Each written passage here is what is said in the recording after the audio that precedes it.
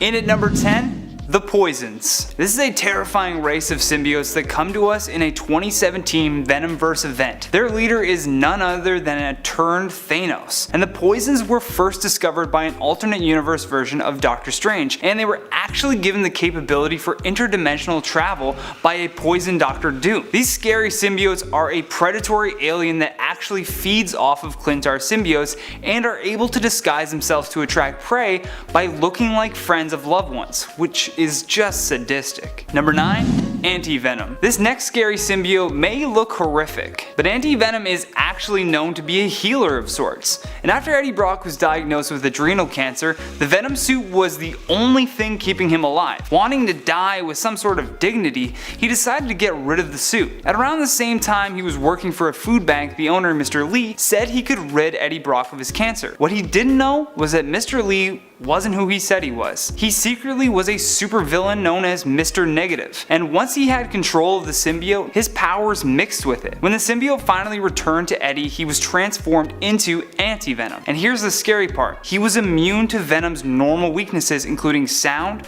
fire, and heat-based attacks. Number 8. Bizarnage.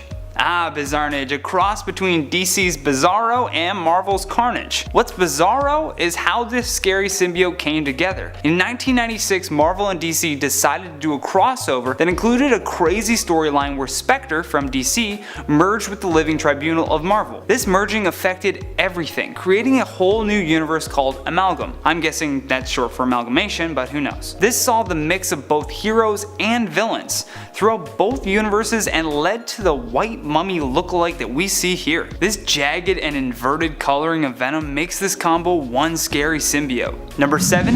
Dreadface. Also known as the symbiote who was born to cause chaos, this monstrosity begins as a combination of a gorilla and the symbiote itself. With the Klyntar being a mostly non-violent bunch, this symbiote breaks the chain of command, but I'm sure if you were kept in a cube aboard the ship of a villain by the name of the Devastator, you'd be mad too. And after fighting with the Fantastic Four and even taking Ben Grimm and the Human Torch as a host, just for a while, Dreadface explains his origins. He even announces that he has been traveling from world to world in order to seek the greatest warriors, to pair with them and cause untold devastation. Number 6. Lasher. This scary symbiote gets its name from the tentacles attached to its back that it uses to lash out at its opponents. First created by the Life Foundation, which turned out to be an evil corporation hell-bent on making sure that the rich survived a potential apocalypse from the Cold War, this symbiote was meant to be part of a superhuman police force used to protect the rich. The Life Foundation kidnapped Venom and extracted 5 symbiote seeds to achieve this goal. And after Lasher's host was killed, the symbiote then bonded with the others to become hybrid. And even after the US Army was able to separate them, he bonded yet again with a trained German Shepherd, also known as War Dog. Number 5. Ultimate Venom. Now in part 1 we listed Venom at number 10 for the scariest symbiotes, but now we have something bigger and badder.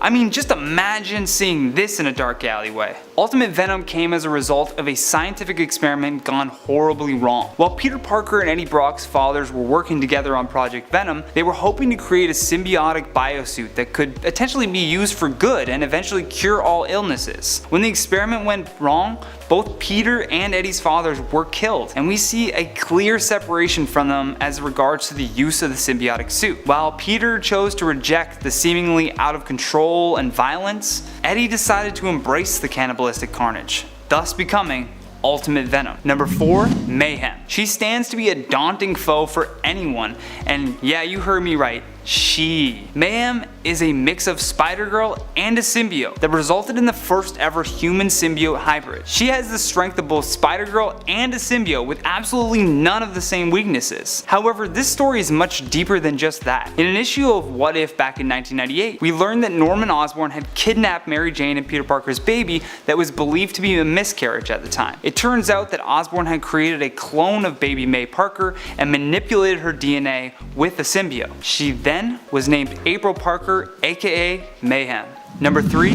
KRON Stone. This symbiote comes to us from Venom 2099 in the far future, where Spider-Man is a kid called Miguel O'Hara, and his half-brother is known as KRON Stone. KRON is a bit of an evil, demented, and some would say spoiled brat because his also evil father is the executive vice president of the all-powerful Alchemax Corporation. KRON becomes Venom 2099 after killing Punisher 2099's family on his father's orders. As he tried to escape, the Punisher stabbed Stone, and as he was about to die alone in a sewer, this highly evolved symbiote slithered by and bonded with him. This particular symbiote is not to be taken lightly either. With its impressive century-long evolution into a far more superior being, he has poisonous blood and can manipulate its host molecules into a malleable liquid for shapeshifting. Number 2.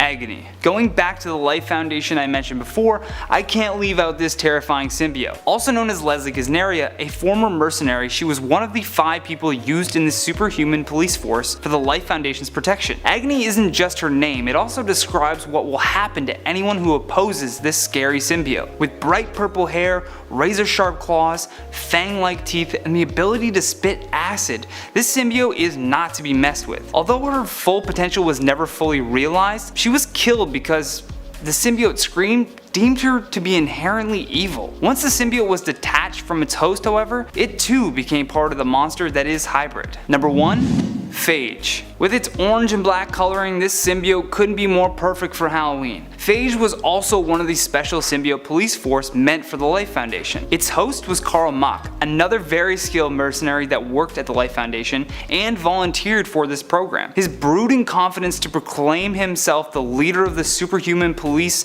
shows just how scary he can be. He's also known for transforming his body into knives, and even had blades on his back, much like Carnage. Starting us off at number 10, Venom. I sometimes feel a little bit bad about these symbiote lists. Venom, who's sort of the poster boy for the Klyntar race, often ends up in the early numbers in our list. I mean, yeah, he's powerful, but compared to his offspring, thanks to the genetic rules of his race, he is the strongest Klyntar on the block. And in terms of being the scariest, well, despite making one hell of an impression when he first hit the scene, beyond just being an alien costume, back in April of 1988 in the Amazing Spider-Man issue 299 and 300, he was utterly terrifying. These days, as an anti-hero, the character is arguably one of the more scarier looking superheroes of the Marvel Universe. But Venom and artist Todd McFarlane are largely to thank for the horrific aesthetic of the other Klyntar characters, and all of the characters coming up on our list. The symbiotes have become utterly iconic and unmistakable in terms of appearance, and that's a legacy that continues to persevere in comics to this day. And at number 9, Hybrid. Hybrid ain't a pretty amalgamation, that's for sure. Hybrid is a combination of 4 of Venom's offspring: Agony, Phage, Lasher, and Riot. Having previously appeared in the Venom Lethal Protector series back in 1993, these symbiotes went through a bit of a rough time after they were defeated by Eddie Brock, and found themselves in the Vault, a prison for supervillains, being experimented on in a lab facility. After they had broken out of confinement, they fused together into a single symbiote and bonded with a host named Scott Washington, who was a guard at the Vault. They would later be defused, but would end up fusing once more during the Deadpool vs. Carnage series, defeating Carnage and then passing on from Deadpool to a dog that had been trained to bond with Lasher. Not the worst host one can get, that's for sure. And at number 8, Kroba. Kroba is likely the least known symbiote on our list, but just one look at it screams frightening. So Kroba is an entity that comes from the pits of darkness, naturally. It bonded with a scientist and drives him mad, causing him to go on a rampage of New York, which when you really think about it is unsurprisingly common in the Marvel Universe, it seems. It's also one of the only symbiote characters to appear in the comics that doesn't have some sort of familial connection to Venom, and isn't one of his offspring, first appearing in Venom's Seed of Darkness in 1997. But despite its appearance, it went down in a pretty lackluster way, being defeated by Eddie Brock thanks to the Flash on his camera. In at number 7, Riot. Riot is one of the symbiotes who makes up one of our previous numbers, Hybrid, but he's arguably scarier on his own. The character who first appeared in Lethal Protector came to be after the Life Foundation removed multiple offspring seeds from Venom in hopes to use them as super soldiers. Riot, along with his siblings, were bonded to various mercenaries that worked for the Foundation, with his being Trevor Cole. Trevor was particularly volatile, described by his peers to be unhinged, thus making Riot a much more violent and vicious symbiote compared to his siblings, which is already saying a lot. Riot would later bond with the new host in hunting down Carnage, with a group formed by the government after being retrieved from his hybrid state, which would eventually lead him and his siblings into encountering Deadpool. Riot is also making his cinematic debut in this year's Venom movie, bonding with Riz Ahmed's Dr. Carlton Drake, who runs the Life Foundation. The character's origins will obviously be slightly altered, being with a different host, but since the Venom movie is removed from the symbiote Spider-Man alien costume storyline origin, that should be no surprise. Up next at 6, the Venomsaurus Rex. What happens when a T-Rex bonds with a Klyntar? This big fella.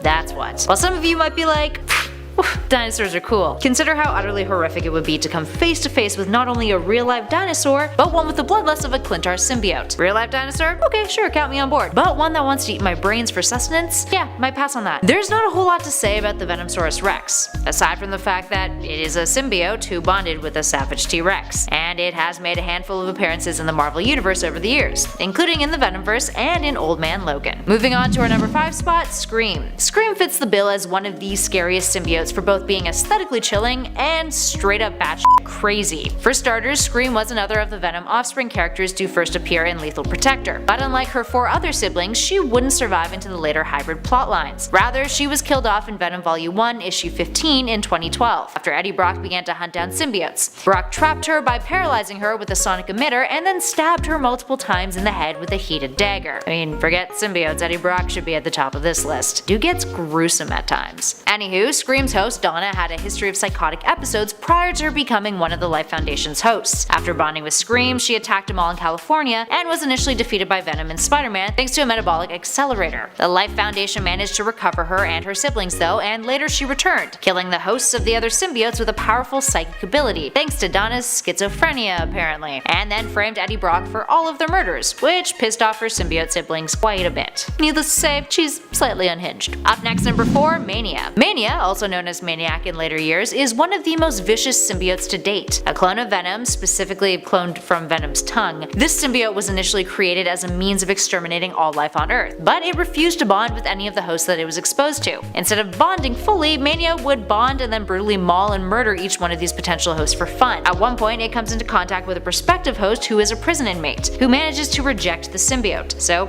how does Mania react? By bonding with an elderly mental patient and then taunting the inmate about how he was raped in prison, and then proceeded to reenact the assault before murdering him. All in all, pretty f***ed up character, yeah? Mania would go on to mass murder a bunch of individuals before a new host by the name of Lee Price took over the symbiote and then reshaped it, calling themselves Maniac instead. Up next in our number 3 spot, Grendel. Grendel, compared to some of the other characters on this list, hasn't had a whole lot of panel time, but that doesn't make Grendel any less terrifying. So this creature is a dragon symbiote that was a servant of Null. More on Null later. Grendel would take on Eddie Brock's Venom and Miles Morales' Spider-Man in the 2018 Venom run, Volume 4. Grendel has the blood of multiple civilizations on his, I guess, teeth, not really hands. It ravaged societies during the earlier medieval period, including Norse soldiers, which caused Thor to trap it inside of a glacier in response. Flash forward to 1966. S.H.I.E.L.D. discovers Grendel and ran many an experiment on it, which ultimately led to a bunch of destruction by Grendel in Vietnam during the war. It would later be incapacitated and put to sleep until it was awakened by Null and unleashed on New York. See, there's a trend there with these symbiotes going after New York. To make matters worse, this symbiote dragon isn't affected by sonic waves or heat, and rather was defeated thanks to Thor's lightning and Spider-Man's Venom blast, which caused it to destabilize and unravel into a giant amorphous mass. Man, I hate when I unravel into a giant amorphous mass. Not a good day. In at number 2, Null. Null may not look as scary as any of our previous numbers on this list initially, but it's more so his capabilities that make him utterly terrifying. Null is often considered as the symbiote god. He's the deity that created the Klyntars, an origin that was crafted in that 2018 Venom run. And long story short, Null's existence predates that of the universes. Back when the Celestials had created the universe, Null had some serious beef with them, and fought against them with a living sword called the All Black, that was created from his shadow. He chopped off one of their heads and was cast back into the void by the other Celestials in retaliation. But Null used that severed Celestial head to forge a symbiote sword and symbiote armor, right from the eldritch darkness that he commanded, and set out on a mission to kill all of the other gods. When coming out of the void, he landed on a desolate planet, and created an army of symbiotes, who would later rebel against him. They imprisoned him in the core of their planet, which they would call Klyntar, which is their word for cage. So if that isn't enough to vouch for why this dude is scary, I mean, he's a literal god, who has divine physiology, is self-sustaining. He's immortal and has lived for over 13.7 billion years, he can shapeshift, create life, and also wants to commit mass genocide. So yeah, not an overly pleasant being to encounter. Finally, in at number 1, Carnage. Carnage may not be able to compete with a god in terms terms of power, but it would be criminal to not give the symbiote the top spot on our list. He's by far the most terrifying, nefarious, and sinister of the symbiotes, and has the aesthetic to match. Carnage has one of the most interesting stories of the symbiotes in the Marvel Universe too. Eddie Brock had landed himself in prison at one point, and had the unfortunate experience of having an individual named Cletus Cassidy as his cellmate. Cassidy was a psychotic murderer, serving 11 life sentences at the time. Now at this point, it was believed that the Venom symbiote was dead, but turns out he was just incapacitated. It eventually rebonded with Eddie once more, allowing him to break out of prison. But without Eddie knowing, Venom had done something. It left behind one of its spawn in the prison, which ended up bonding with Cassidy, making him the 999th naturally born symbiote. Thus, Carnage was born, and he was much bigger and much badder than Venom. Cassidy, being such a ruthless and contemptuous killer, made Carnage even more so, and over a period of several months he would go on a killing spree, leaving the words "Carnage rules" in blood at the scenes of his crimes. Carnage has been a long-lasting character in the Venom mythos, an antagonist to the character always trying to kill his father since first appearing in Amazing Spider-Man issue 345 back in 1991. In at number 10, Flash Thompson. Also known as Agent Venom, there's nothing scarier than imagining what would happen if your high school bully bonded with a symbiote. Usually the Venom symbiote's violent nature turns superheroes into villains, however in this case Thompson's military background tamed it with discipline. That being said, the scariest part of this Venom symbiote is that even Flash had a difficult time keeping the symbiote under control. After losing his legs while serving his country, Thompson had volunteered to bond with the symbiote as part of a program called Project Rebirth 2.0.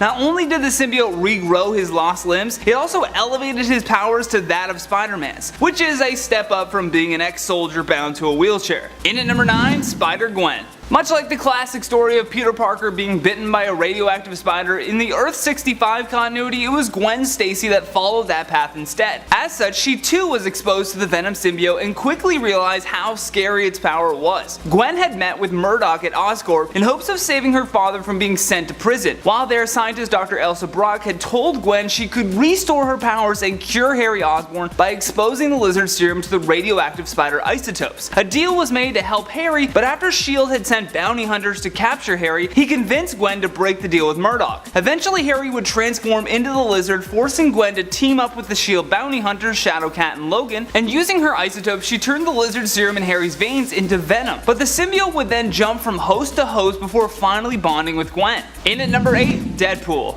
Once bonding with the Venom symbiote, the merc with a mouth became known as Venompool, and made us wonder how long it would last before the symbiote couldn't handle living with this superhero host. During a battle over a statue, Deadpool was rescued by the black and white symbiote that was being hunted by the alien bounty hunters Killer Thrill, Guz, and Cold War. Recognizing the symbiote and needing the backup for this fight, Deadpool let the Venom symbiote take over to defeat Danson. Although the Deadpool Back in Black comic books are not the first time this symbiote has latched onto Wade. In Deadpool's Secret Wars, it was revealed that the two have bonded in the 1984 Secret Wars. It's a lot of secrets. In at number 7, Spider-Man. Peter Parker is the OG host of the Venom symbiote in the Marvel Comics, and although he's not the first in terms of continuity, he's still the first that we remember most. While on Battleworld during the 1984 Secret Wars, Parker discovers the symbiote and mistakes it for a cool new suit, which, fair assumption, I mean look how much cooler it made Tobey Maguire.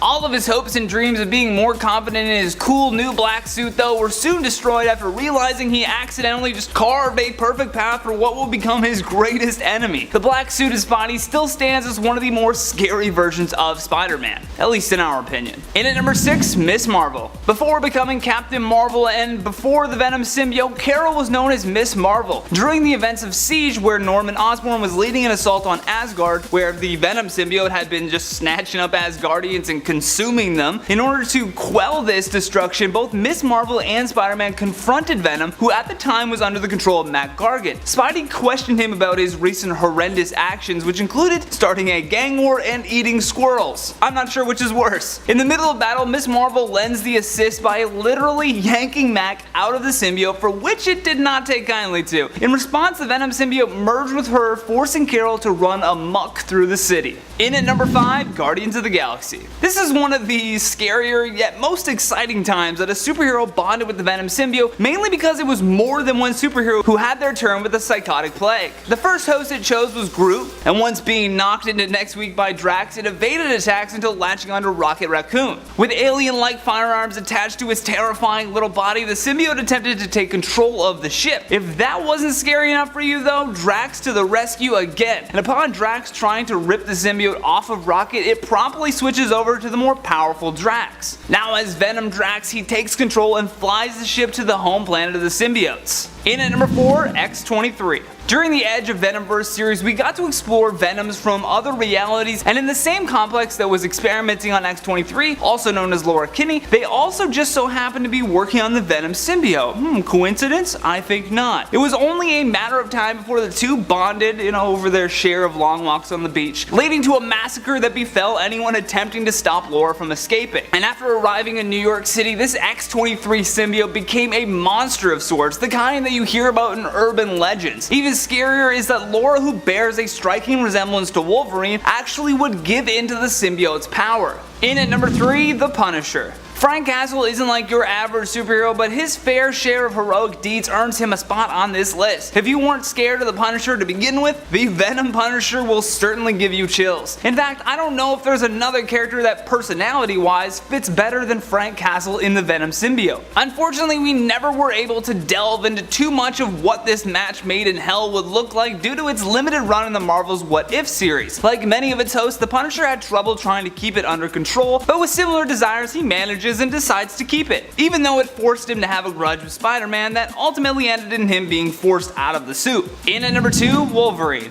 In an attempt to find the perfect host for the Venom symbiote, a group decides to bond it with Wolverine, which ends up going sideways real quick. In theory, it's a good assumption that Logan would be the best host. I mean, he's got that healing factor combined with Venom. That could essentially make an immortal symbiote. In the 5-issue alternate reality Edge of Venomverse we mentioned before, Wolverine became much bigger and looked absolutely terrifying as Venom. He was so powerful it would take the force of a nuclear bomb to separate the Venomized Wolverine. Last but not least, in our number 1 spot, Red Hulk. This is by far not only our favorite, but also one of the scariest times that a superhero wore the Venom symbiote. Sure, he's not that much of a superhero technically, but he has done some good things. I mean, we gotta give it up for the Red Hulk. That's why he's our number 1 spot. And during a storyline known as the Circle of 4, the Red Hulk ended up taking the Venom symbiote from Flash Thompson as well as the Spirit of Vengeance, creating this cocktail of destruction unlike anything we've ever seen before. It is by far one of the most intimidating versions of Venom ever, and rightfully so. There's a lot of evil all mixed together, but how else was he supposed to take on Blackheart and his minions? I'm so surprised they just didn't end it with Blackheart seeing the monstrosity and just waving a white flag like, nope, we're done. Alright, it's all good. You win. You win. Please don't kill me. Number 10, Magical Venom. So this alternate actually comes to us from the main continuity, but it is a different and cool enough version of sort of Venom that I wanted to talk about it on this list. So before the events of Absolute Carnage take place, Eddie finds himself without his Venom symbiote, but with War of Realms going on, simultaneously finds himself faced with taking on Dark Elves. He ends up being gifted a Dreamstone by one of Malekith's witches, who foolishly expects that Eddie will use the Dreamstone to fight with Malekith's side. Eddie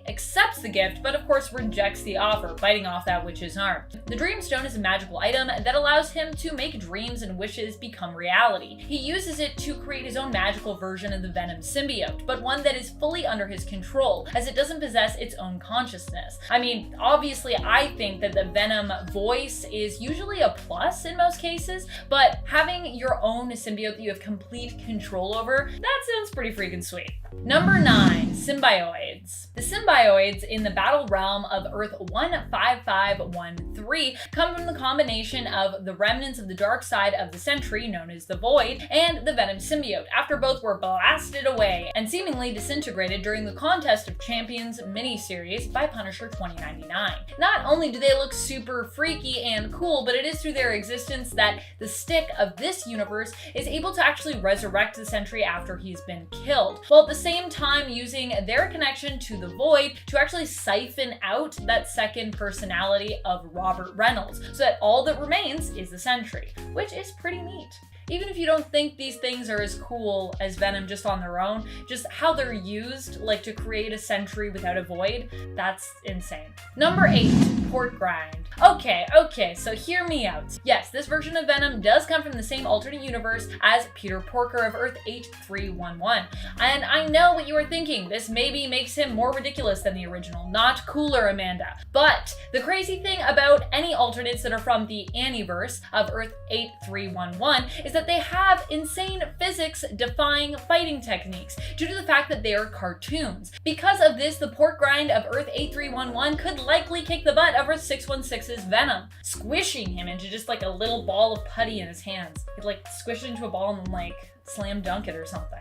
Now, does increased power equal increased coolness? I think in this case it does, but you can be the judge on that and you can let me know your thoughts on the Anniverse and Port Grind in the comments below. Number 7, 1602 Carnage. Why 1602? Because everything is kind of better and often prettier in the alternate 1602 universe. This version of Carnage is a demon who is bonded with Candace Cassidy, who also happens to be the leader of the Sinister Sextet in this alternate universe. A version of the Sinister Six led by Carnage? Well, to me, that is a deadly and insane team. The Sinister Sextet included a version of the Lizard known as Reptile, a version of Hobgoblin, an alternate for Kraven known as Karnov, the 1602 version of Electro, and an alternate Mysterio known as Magnus. Number 6, Symbiote Spider-Man. When we're talking about Spider-Man as a villain, there is almost no one more unstoppable or worse than Symbiote Spider-Man from the 1989 What If series, in issue number 4. This What If posed the question of what if Spider-Man had become possessed by the symbiote, and it was unable to be separated from him. This resulted in Spider-Man becoming the ultimate villain himself, far greater than Eddie Brock's Venom ever was or probably would be. This symbiote took full control over Peter and eventually left him to possess the Hulk, and then moved on to Thor. It just moved on to like more and more powerful beings. The only thing that could stop it was Black Bolt's sonic scream, but it wreaked more havoc than many other symbiotes, save the Grendel symbiote, maybe, ever have. And it also drained like the life energy of Peter, like he was like a little old man at the end. Number 5, Spider Carnage. What's cooler than Cletus Cassidy as Carnage? A determined Peter Parker as Carnage with bigger ambitions, like destroying the multiverse. That was the goal of Spider Carnage from an alternate Earth that we got to visit alongside the main continuity Spider-Man in the episode of Spider Wars Part 1 from the 90s Spider-Man animated series. Spider-Man was forced to amass an army of alternate selves plus an alternate Uncle Ben to put a stop to Spider Carnage, who became a killer after the tragic loss of both his Uncle Ben and his Aunt May. Aww. Number 4, First Draft Venom. Did you know that Eddie Brock actually wasn't the original idea for Venom? At least that's how the story goes. When David Michelinie originally pitched the origins for Venom, it wasn't Eddie Brock in the driver's seat of this symbiotic relationship. It was actually a female character instead. If Michelinie's original pitch had been accepted, we'd have seen a different story, one that featured the tragic story of a woman who lost her family, all because Spider-Man, personally, I think gave her more reason to become an even greater villain than Eddie Brock was. The origin story went that the woman was pregnant and was going into labor. Her and her husband were rushing to the hospital, and her husband stepped into the street to frantically hail a cab. Unfortunately, everyone was distracted by a battle happening between Spider-Man and a supervillain in the sky above at the time, and the woman watches as her husband is mercilessly run over. She immediately goes into labor and loses her baby as well to boot. Whew, rough. Admitted to a mental institution, she blamed Spider-Man for her loss, and you can likely guess what happens next. This would have potentially made for an even more compelling and tragic story than the one we got with Eddie Brock. Also, I would be thinking, kind of fair maybe that you're upset. Number 3, Ultimate Venom. There are a couple different versions of Ultimate Venom on the Earth of 1610, the Conrad Marcus version and the Eddie Brock Jr. version. This alternate version of the Venom symbiote was created to be a cure for cancer as opposed to being an alien entity from outer space, and as such its healing and regenerative properties supersede even the Earth 616 version. Like in the Tom Hardy Venomverse, however, this suit can only bond with specific people that it's been created for, and if it isn't compatible, it will kill you. Following down that same murderous path, it has an insatiable hunger and needs to feed off others in order to survive. Failing to keep it properly fed can result in it consuming its wearer instead, but its only other weakness is to extremely strong electric shocks. Extremely strong. This gigantic powerhouse of a symbiote has been shown to be stronger than both Miles Morales and Peter Parker of Earth 1610 combined. So it's also stronger than our Venom, I think. Also just looks bigger. Number 2, GR35. That's what I'm calling this symbiote, because that's kind of where it exists. This version of the suspected Venom symbiote shows up at the end of the 2018 Spider-Man game, which takes place on Earth 1048. This universe actually also has its own comics now as well, so you can read those if you really like it. This symbiote appears to show up in a secret lab in a tank with Harry Osborn labeled GR35, likely a reference to the Ultimate Universe. It's suspected that we will likely see this version of the symbiote in action in the second game, and that it could even be combined with the Goblin Serum, so maybe some kind of Green Goblin and Venom hybrid with Harry Osborn, which honestly sounds super cool. We've seen the insanity that was Red Goblin before in the comics with Norman and Carnage coming together, so a Venom/Goblin Harry is definitely something that I would be excited to see. Especially if he's like bad originally and then he becomes good or something like that. I'm into it. Could be fun. Number 1, Edward Sachs. Edward Sachs gets such a high spot because of just how terrifyingly massive he is, and how evil he is as well. He's pretty evil. This version of Venom has taken up a job in politics and appears to be the mayor of New York, Mayor Waters' aide in the Spider-Man Reign storyline, which takes place on Earth 70237. Edward Sachs, as he is referred to though, actually appears to be the one pulling the mayor's strings and seems to have more control than most aides over what goes on in the city of New York. He also has been working to bring back the Sinister Six. He also made thousands of copies of the Venom symbiote and is responsible for Web, a security group responsible for preventing anyone from leaving the city. Number 10, Black Mask. Ronan Sionis, better known as his criminal alias Black Mask, is a longtime enemy of Batman and one of the most prominent figures in Gotham City's organized crime. Ronan's own poor business sense led to a series of decisions that largely destroyed his own reputation, and sought revenge on those he perceived to be responsible for his own misfortunes, namely Bruce Wayne and his company. Ronan created the identity of the crime lord named Black Mask, as well as the criminal organization known as the False Face Society,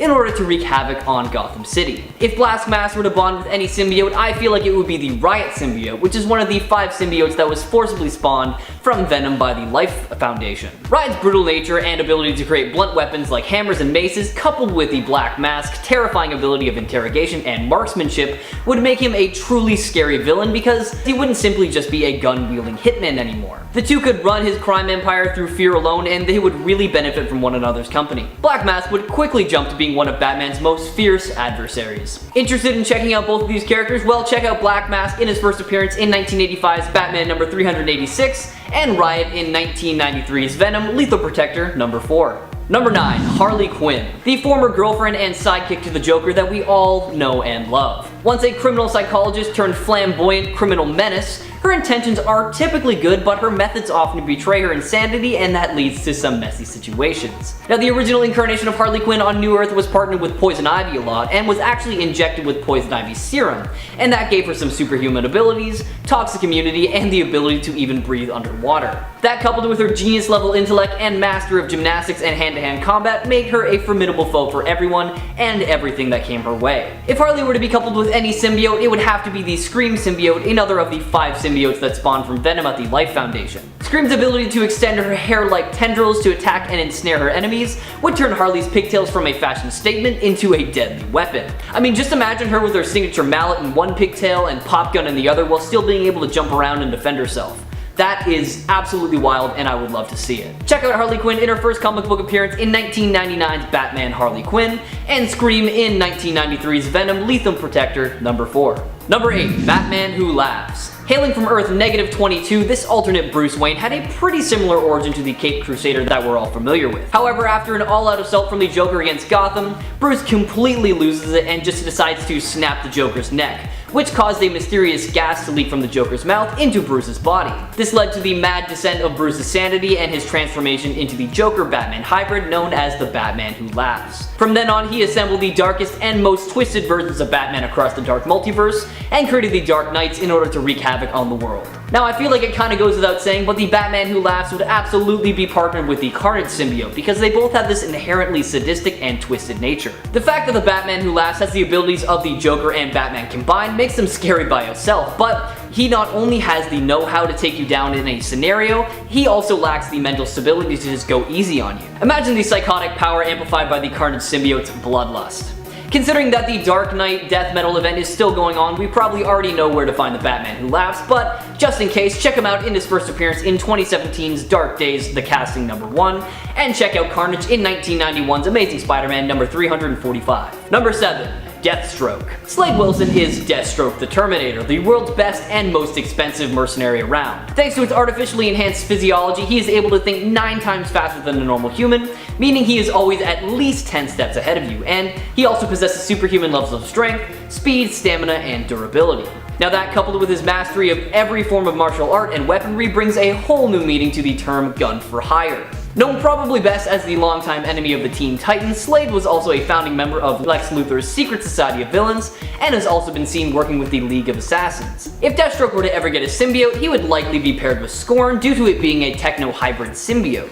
Scorn possesses the ability to fuse itself with technology, including weaponry, and it can manipulate its code to do whatever it pleases with it. Not only that, but it can transform itself into any piece of machinery, meaning Slade would never have to pull out another weapon again. He could just have Scorn transform into it for him. Deathstroke has the mental capabilities to keep any symbiote at bay, and it would just be a very valuable ally on the battlefield, and would make him a viable threat to metahumans and supers alike. Give Deathstroke's story a read for yourself, starting with 1980's New Teen Titans #2, and Scorn in their first appearance in 2011's Carnage #4. Number 6. Morgan Le Fay, the half-sister and half-fairy of the Mystic King Arthur. Thanks to her elven heritage, she is immortal, and she seemed to use that time well because she spent a majority of her early life mastering the mystic arts, and with this mastery she has been shown to be able to warp reality, time travel, resurrect the dead, and just a whole lot more. Like most other villains, she is a thorn in the side of the Avengers, as well as Spider-Woman and Jessica Drew, who have all on separate occasions done their best to stop her from taking over the world. The symbiote that I think would be best suited for Le Fay is the Agony symbiote, another one of the 5 symbiotes that the Life Foundation forced Venom to spawn. Agony is a bit of a special case when it comes to the symbiotes because it was actually modified by the US government to give its users a serious boost in physical strength, which would make Morgan Le Fay more of a physical threat as opposed to just a magical one.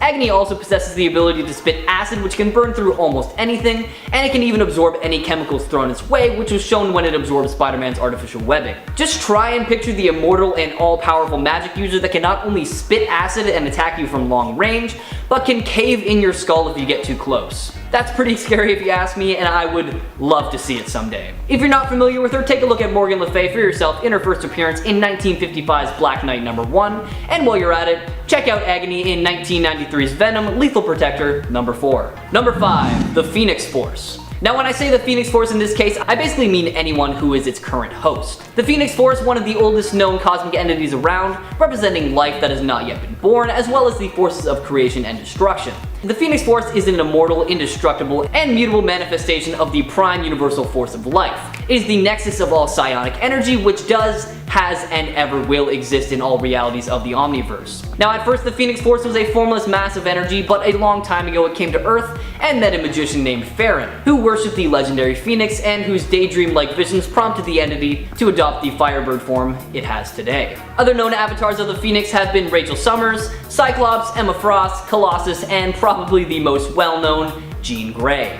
As an extinction-level threat, the Phoenix Force has complete control over life and death itself, can create concussive force blasts, is immortal, and has atmakinesis, meaning they are capable of creating cosmic-level storms. Partner all of that with the Carnage symbiote, and holy cow, do you have an all-powerful being that will stop at absolutely nothing in their quest to wipe out all of life itself. The Carnage portion would definitely ignore any powers that has to do with resurrection and life, and would only use the raw destructive power of the Phoenix Force. Anyone that acts as a host body for both of these would be way too overpowered, but man, would I love to see it happen one day. We all know of Jean Grey with the Phoenix Force, or like, I'm assuming we do at least, but check it out in its first appearance in 1976's X-Men #101, and I mentioned it before, but I will say it again, check out Carnage in 1991's Amazing Spider-Man #345. Number 4. Sabretooth. Victor Creed, aka Sabretooth, is likely best known as the longtime enemy of Wolverine. Sabretooth was originally portrayed as a non-powered serial killer, but was later written as a mutant possessing bestial superhuman abilities, most notably a rapid healing factor, razor-sharp fangs and claws, and superhuman senses. He is a vicious assassin responsible for numerous deaths both as a paid merc and for his own personal pleasure. Now Wolverine and Sabretooth were participants of the Cold War Super Soldiers program Weapon X, and Sabretooth saw Wolverine as competition and therefore antagonized him. While Wolverine does his best to suppress his more savage qualities, Sabretooth does the exact opposite and just embraces them to the fullest. Now if Sabretooth were to be paired with any symbiote, I feel like it would be with the Phage symbiote because it honestly feels like a match made in heaven. Phage is, say it with me now, one of the 5 Venom spawns, and its whole thing is creating blades and sharp weapons to slash and stab its opponents, much like Carnage. That doubled with Sabretooth's inherent need to gash and slash his opponents would be absolutely perfect, and I can only imagine just how much damage these two would cause together. Not to mention they both share an orange color scheme, like come on, it is just so perfect. Take a look at Victor Creed for yourself in his first appearance in 1977's Iron Fist number 14, and check out Phage in, you've probably guessed it already, but 1993's Venom Lethal Protector number 4. Mephisto. Based on Mephistopheles, Mephisto is an extra-dimensional demon whose origin is unknown. He rules a fiery pocket dimension that he calls Hell or Hades, although it's neither the Hell of the Christian religion nor the Hades ruled by Pluto, the Olympian god of the dead. As an extremely powerful, immortal, demonic entity, he possesses the ability to use manipulating forces of magic. Mephisto can use his power for a variety of uses, including superhuman strength, shape and size shifting, projecting illusions, manipulating memories, and altering time, and he is also highly resistant to most forms of injuries. Couple this all-powerful demon with the ridiculously powerful Venom symbiote, and you've got a terrifying combination that I would not even want to be on the same planet as. Venom has been seen partnered with so many hosts over the years, and every time he has turned them into these terrifying beasts. I think this demon symbiote pairing would be terrifying and that it should happen at some point, so come on Marvel, just get on it, please. Check out this terrifying villain for yourself, starting with his first appearance in 1968's Silver Surfer number 3, and of course check out Venom in his first appearance as just an alien costume in 1984's Amazing Spider-Man number 252, or just feel free to skip ahead to Venom's first real appearance in 1988's Amazing Spider-Man number 299. Number 2. Onslaught. The sentient psionic entity created from the consciousness of 2 of the most powerful mutants around, Charles Xavier and Magneto. During a battle between the X-Men and Acolytes, Charles had finally had enough with his enemy's methods and took things into his own hands. He used his telepathic powers to shut down Magneto's mind, rendering him catatonic. However, during this psionic contact, Magneto's energy, grief, and lust for vengeance entered Charles' consciousness, combining itself with every suppressed negative feeling the Professor had ever felt. This aggression resulted in a separate personality within Professor Xavier and was the birth of Onslaught. With all the powers of Professor X and Magneto combined, plus a few thrown in there for some added fun, like the ability to traverse the astral plane, Onslaught caused some serious trouble for basically everyone and everything in its way. Take all of that menacing power and combine it with the LASHER symbiote and you've got an interesting and terrifying villain. LASHER is the last of the Venom spawn, and it has 2 things that set it apart from its siblings. It can create multiple tendrils from its back for attacking and trapping, and it can attach itself to more than one host at a time. Generally, a human or something and then an animal, meaning it can attack from all sides. So the already all-powerful Onslaught would be capable of blindsiding you with a pincer attack. Like, yes, please, I would love to see that, but no thank you, that sounds absolutely terrifying. Check out this terrifying entity for yourself in its first appearance in 1996's X-Men number 15, and take a look at LASHER in Venom Lethal Protector number 4. Are you getting tired of me saying that issue yet? Me too, but don't worry, that is the last time I bring it up, so don't worry. Number 1. The Joker. The arch enemy of Batman and probably one of, if not the best known villain of all comic book history. His real name and origin are unknown, but one of the most common versions indicates that he fell into a vat of chemicals which turned his skin white and his hair green. Completely unpredictable with no regard for human life whatsoever, the Joker finds murder and general mayhem absolutely hilarious and is probably the most dangerous man on Earth, with a body count stretching into the thousands, all centered around his obsession with the Batman. With his patented Joker Venom, a special deadly poison that infects his victims with a Joker-esque grin as they die while laughing uncontrollably, he has done some absolutely atrocious things in not only Gotham, but around the world. If the Joker were to ever obtain a symbiote, I feel like he would be paired best with Sleeper. Another one of Venom's spawns, not due to the Life Foundation though, don't worry. Sleeper is all about chemicals and poison. Thanks to its unique biology, it possesses chemokinesis, meaning it is able to produce liquid and aerosol chemicals with a variety of effects, including inducing various emotional states, tranquilizing targets, and psychological manipulation. This symbiote would be a perfect way for the Joker to spread his Joker venom on a much deadlier level. Now, the Clown Prince of Crime has always been a very erratic guy in nature. However, whether it's been in the Arkham games or in the comics, Joker's never really been a physical threat. But with a symbiote and his wild mind, the two would be absolutely unstoppable. Take a look at the insane Clown Prince of Crime for yourself, starting with his first appearance all the way back in 1986's Detective Comics number 569, and check out the sleeper symbiote in 2018's Venom number 165.